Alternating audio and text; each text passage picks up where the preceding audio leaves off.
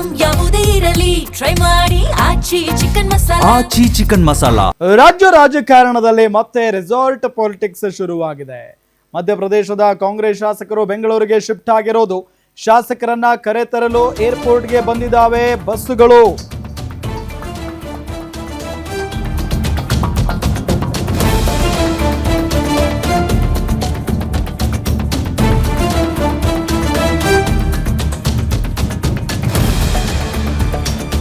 ಅರವತ್ತಕ್ಕೂ ಹೆಚ್ಚು ಶಾಸಕರು ಬೆಂಗಳೂರಿಗೆ ಆಗಮಿಸಿದ್ದಾರೆ. ಬಿಡದಿ ಬಳಿಯ ವಂಡರ್ಲಾ ರೆಸಾರ್ಟ್ನಲ್ಲಿ ಸೇರಲಿದ್ದಾರೆ ಎಲ್ಲ ಶಾಸಕರುಗಳು.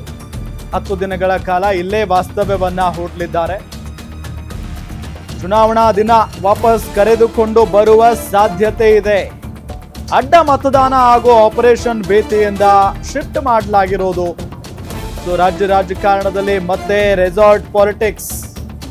ಮಧ್ಯಪ್ರದೇಶದ ಕಾಂಗ್ರೆಸ್ ಶಾಸಕರು ಬೆಂಗಳೂರಿಗೆ ಶಿಫ್ಟ್ ಆಗಿದ್ದಾರೆ. ಈಗ ಶಾಸಕರನ್ನ ಕರೆ ತರೋದಕ್ಕೆ ಬಸ್ಗಳು ಏರ್ಪೋರ್ಟ್ನತ್ತ ಹೋಗಿರೋದು ದೃಶ್ಯದಲ್ಲಿ ನಿಮಗೆ ತೋರಿಸ್ತಾ ಇದ್ದೀವಿ.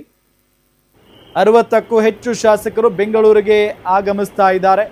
ಬಿಡದಿ ಬಳಿಯ ವಂಡರ್ಲಾ ರೆಸಾರ್ಟ್ನಲ್ಲಿ ಎಲ್ಲ ಶಾಸಕರನ್ನ ಇರಿಸಲಾಗುತ್ತೆ.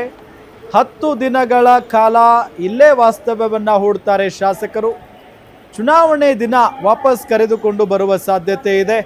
ಅಡ್ಡ ಮತದಾನ ಹಾಗೂ ಆಪರೇಷನ್ ಭೀತಿಯಿಂದ ಇವರನ್ನ ಶಿಫ್ಟ್ ಮಾಡಲಾಗ್ತಾ ಇದೆ.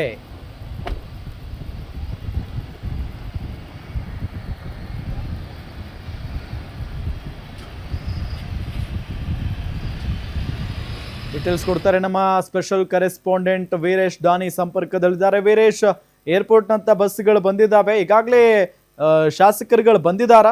ಜೊತೆಗೆ ಆ ಶಾಸಕರುಗಳನ್ನ ಇಲ್ಲಿ ಶಿಫ್ಟ್ ಮಾಡೋದಕ್ಕೆ ಅಸಲಿ ಕಾರಣ ಏನು?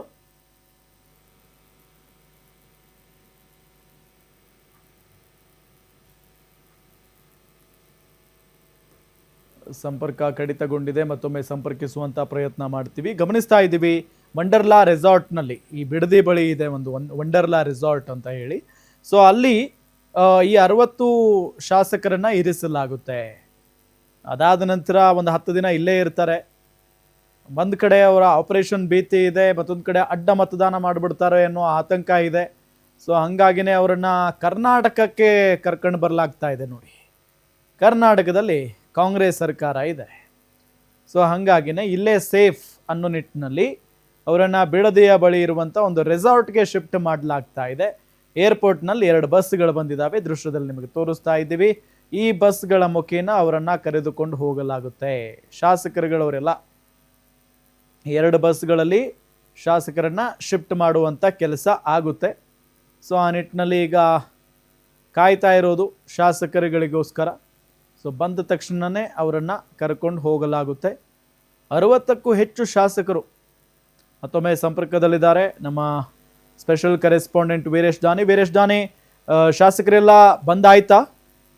ಜೊತೆಗೆ ಅವರನ್ನ ಯಾಕೆ ಇಲ್ಲಿ ಶಿಫ್ಟ್ ಮಾಡ್ತಾ ಇದ್ದಾರೆ, ರೀಸನ್ ಏನು, ಡೀಟೇಲ್ಸ್ ಕೊಡ್ತಾ ಹೋಗೋದಾದ್ರೆ? ಇದೇ ತಿಂಗಳು 18ರಂದು ರಾಜ್ಯಸಭೆ ಚುನಾವಣೆ ನಡೀತಾ ಇರುವಂತದ್ದು. ಹೀಗಾಗಿ ಮಧ್ಯಪ್ರದೇಶದಲ್ಲಿರ್ತಕ್ಕಂಥ ಕಾಂಗ್ರೆಸ್ ಶಾಸಕರಿಗೆ ಇದೀಗ ಆಪರೇಷನ್ ಕಮಲ ಭೀತಿ ಕಾಡ್ತಾ ಇರುವಂತದ್ದು.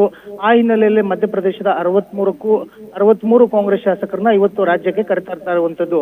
ಈ 63 ಶಾಸಕರಿಗೆ ಇದೀಗ ಬಿಡದಿ ಬಳಿ ಇರ್ತಕ್ಕಂಥ ವಂಡರ್ಲಾ ರೆಸಾರ್ಟ್ ನಲ್ಲಿ ಎಲ್ರಿಗೂ ಸಹ ವಾಸ್ತವ್ಯವನ್ನ ಹೂಡಲಾಗಿರುವಂತದ್ದು. ಸುಮಾರು 10 ದಿನಗಳ ಕಾಲ ಇವರು ಇಲ್ಲೇ ರೆಸಾರ್ಟ್ ನಲ್ಲಿದ್ದು ಆಪರೇಷನ್ ಕಮಲವನ್ನ ಭೀತಿಯನ್ನ ತಪ್ಪಿಸ್ಲಿಕ್ಕೋಸ್ಕರ ರಾಜ್ಯ ಕಾಂಗ್ರೆಸ್ನ ನಾಯಕರುಗಳಿಗೆ ಆ ರೀತಿಯಂತ ವ್ಯವಸ್ಥೆಯನ್ನ ಮಾಡಿಕೊಟ್ಟಿರುವಂತದ್ದು. ಈ ಹಿಂದಿನಿಂದನೂ ಸಹ ಬೇರೆ ಬೇರೆ ರಾಜ್ಯದಲ್ಲಿ ಕಾಂಗ್ರೆಸ್ನವರಿಗೆ ಆಪರೇಷನ್ ಕಮಲದ ಭೀತಿ ಕಂಡು ಬಂದಂತ ಸಂದರ್ಭದಲ್ಲಿ ರೆಸಾರ್ಟ್ ರಾಜಕಾರಣಕ್ಕೆ ಕಾಂಗ್ರೆಸ್ನ ಶಾಸಕರುಗಳನ್ನ ಎಲ್ಲರನ್ನೂ ಸಹ ಕರ್ನಾಟಕಕ್ಕೆ ಕರೆತರಲಾಗ್ತಾ ಇತ್ತು. ಆ ನಿಟ್ಟಿನಲ್ಲಿ ಇವತ್ತು ಸಹ ಮಧ್ಯಪ್ರದೇಶದ 63 ಶಾಸಕರನ್ನ ರಾಜ್ಯಕ್ಕೆ ಕರೆತಂದಿರುವಂತದ್ದು. ಇವರೆಲ್ಲರೂ ಸಹ 18ನೇ ತಾರೀಕು ರಾಜ್ಯಸಭೆ ಚುನಾವಣೆ ನಡೆಯುವಂತ ಮುಂಜಾನೆ ಮಧ್ಯಪ್ರದೇಶಕ್ಕೆ ತೆರಳಿ ಅಲ್ಲಿ ಮತದಾನ ಮಾಡ್ತಾ ಇರುವಂತದ್ದು. ಆ ಹಿನ್ನೆಲೆಯಲ್ಲೇ ಕಾಂಗ್ರೆಸ್ ಶಾಸಕರ ಮತಗಳನ್ನು ಉಳಿಸಿಕೊಳ್ಳುವ ನಿಟ್ಟಿನಲ್ಲಿ ಕಾಂಗ್ರೆಸ್ನ ಹೈಕಮಾಂಡ್ ನಾಯಕರುಗಳು ಮಧ್ಯಪ್ರದೇಶದ 63 ಶಾಸಕರುಗಳನ್ನು ಸಹ ಇದೀಗ ರಾಜ್ಯಕ್ಕೆ ಕಳಿಸಿಕೊಟ್ಟಿರುವಂತದ್ದು. ರಾಮ್, ಓಕೆ, ಥ್ಯಾಂಕ್ ಯು ತಮ್ಮೆಲ್ಲ ಮಾಹಿತಿಗಾಗಿ.